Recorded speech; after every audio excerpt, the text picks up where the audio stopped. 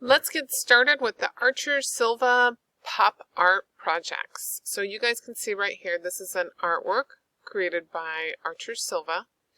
And let's go through and see what we are supposed to do. I'll start by going to our Write Canvas course. And then I'm going to go down to our creative assignments and look at our pop art. So the assignment objective is to create a work of art that visually connects viewers to your interpretation of popular culture. So your artwork should be your interpretation of popular culture. That can lead itself to a lot of different things. You need to make sure that you include balance, repetition, symbols, and visual rhythm. Before you actually begin on the artwork, you have two pre-work assignments. One of them we talk about, you learn about the principles of art, like balance and repetition. And then on the second one, we go in and take a deeper look at Archer Silva and how he's using different symbols to express things with his pop art project. Okay? So the directions, step 1 is to complete the two pre-work assignments. Step 2 is to complete the Illustrator tutorials. Okay, so here's step 2. These are the Illustrator tutorials. You have the Snowball Man, which we did last year, and it's just simple review on using that pen tool. I'm having you guys do it again because I just want you to brush out those cobwebs and remember how to use that pen tool.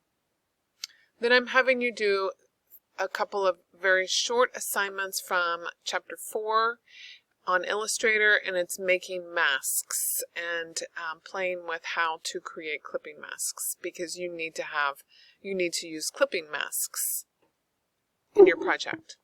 Okay, so ready to move on to complete the pop art project. This is step 3. Okay, and we're going to move down to step 3, the pop art project.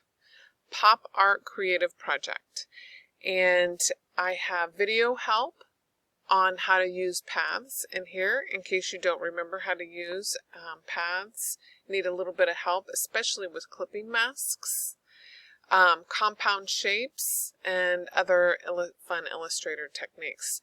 So what I would suggest doing is taking a look at some of my videos. This video is going to show you guys how to get started on your pop art project. One of the important things that you guys have to make sure go through and take a look at how I'm creating the clipping mask for the chicken.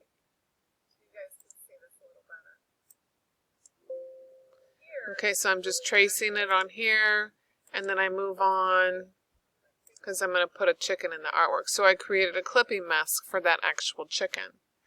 So when you guys look at some of Archer Silva's work, for instance, if we look at this particular piece, or actually let's look over here. Each one of these images, this is done in Illustrator, and each one of these images, you need a clipping mask to get rid of whatever's going on in the background. Okay? And so what Archer's done is he's made a path around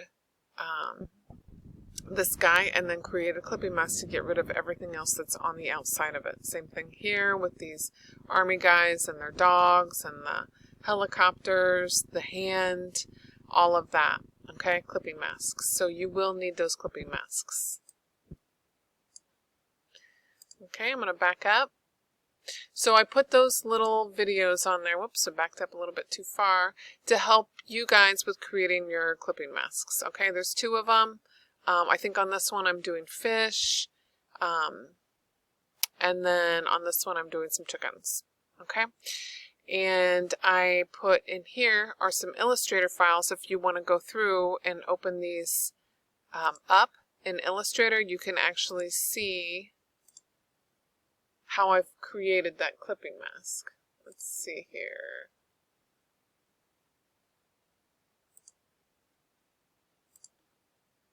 So here I am in Illustrator, and this is what you'll be opening up. You'll take a look at, which you can see in the video.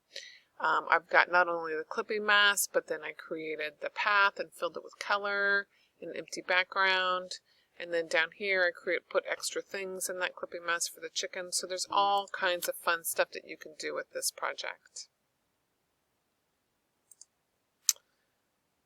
Okay, so I am going to move on and talk to you about your grading scale. So I will put this rubric on the actual assignment so that you guys can see it a little bit more closely. But let's take a look at the grading scale. Okay. Layout and composition is one thing that you're going to be graded on. You've used the visual art principle pattern, rhythm, and balance are learned and applied to the pop art composition. So whatever your pop art composition is, whatever your artwork is, it's going to have those things. Creativity and design concept, your ideas are well thought out and executed. Your design is visually communicating an idea. So you have to start with an idea and then communicate it, visually communicate it. One can understand what the project means without having to read. Your artwork relates to a popular culture. You get up to 10 points on your clipping mask. Okay, so that was 30 points. Your layout and composition is 40. So your composition is a big part of this project. And then your ability to use Illustrator, that's a 20 points. So easy way to earn 20 points. Okay. So let's move on. And I'm going to take a look at the next thing, your layout and composition, which I've already talked about, that you use balance. Make your document 8 by 8 inches or larger. Don't worry about the DPI. You need to incorporate rhythm. And once again, you may choose what type of rhythm to use. You can refer to the pop art dimensions for more information. Your content needs to be popular culture. You may elaborate on the content and also express religious or political views. You need to use iconography, representation, and appropriation. You learned about those terms in our pre-work. Iconography, symbols, representation, you use images to represent something, an idea or a concept. And then appropriation is taking something that already exists and kind of reorganize it, like a visual image or a road sign or something like that. You can use it and then change it and put it into your artwork. Okay, students use a combination of raster and vector-based images, so you use both Illustrator images, lines, paths, shapes, okay? And then those are vector-based images, and then raster are photographs. So you'll also have the photographs in there, which you'll use the clipping masks for. So the Illustrator, use lines and paths to create interest and repetition, use clipping masks, and make design patterns. So with that said, now what we're going to do is we're going to take a look at some previous students' artwork. This is from a couple of years ago. Okay, and unfortunately this student has used a very pixelated image in the middle and they got counted off for that, but you can see that they're using symmetrical balance, basically the same thing going on both sides.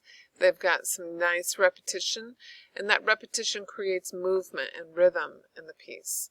They've used some symbols on their own, and this is really nice. This clipping mask of this dragon in here, I like it because you don't automatically see that dragon, but when you look a little bit more, you can see it a little bit better.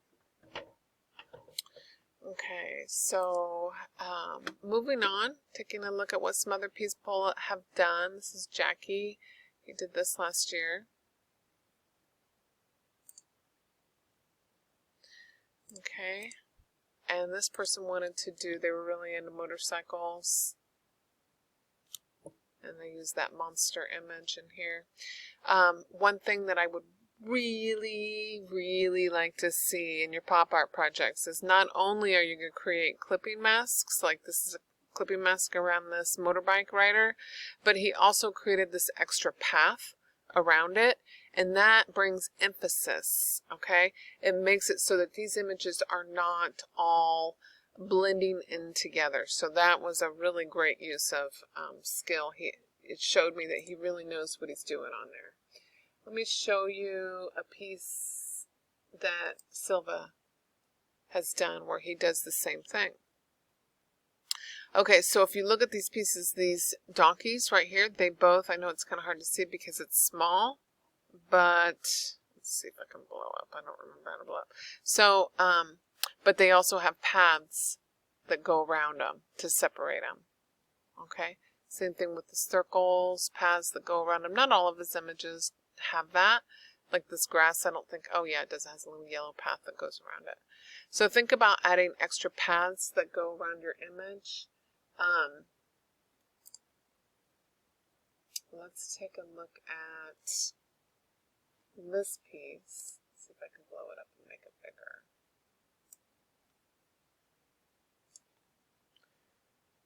Okay, so here's a good one. This is a good example of a path that goes around a monochromatic image, a black and white image. So think about if you're using images from, you're appropriating images that are already out there, you probably need to make some changes to it. Okay, so Archer made this image black and white. He also probably posterized it or brought the levels up so there's not as many different colors. So that was one thing that he did. Great paths, bring your focus in towards the center. Adding patterns, that's really nice. How can you bring in patterns and other design elements into this? Okay. So let's look at Jacob's. Jacob did a nice job on this piece.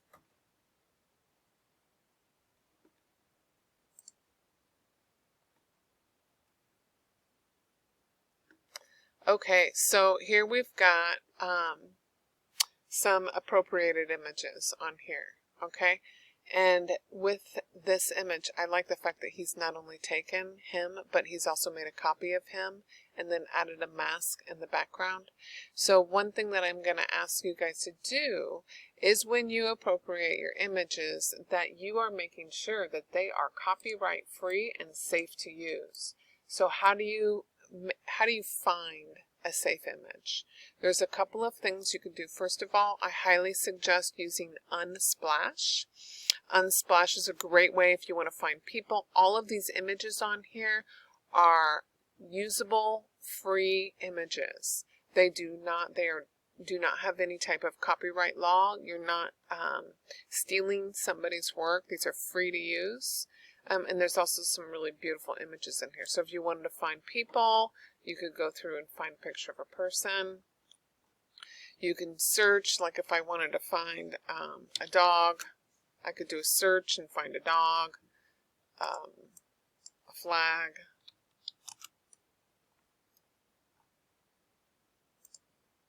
Let's see. Look for a Ferris wheel. Okay, or, oh, that's great, that bike image. So if I wanted to find a bike or a Ferris wheel or something like that, this would be a great way for me to do that. It's kind of funny. You'll see a lot of things that come up. Like I looked up Ferris wheel. It found the only 3 Ferris wheels that it has, but then it also used the word wheel and found some additional things. So think about how you can, what other ways can you search for something? Maybe if I was looking for a Ferris wheel, maybe I would look for amusement park. And I might see a Ferris wheel in it. Okay, there you go. So it's categorized under something different. So you have to really be creative with how you look up things. The other thing that you can do in order to look up free use images is you can just go to Google and look for free use images. You can see it. And then Unsplash, that's the website that we just went to. There's other places that you can go and find free use images.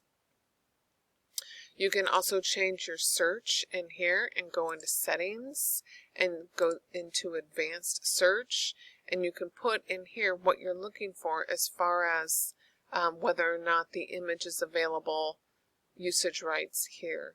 You can look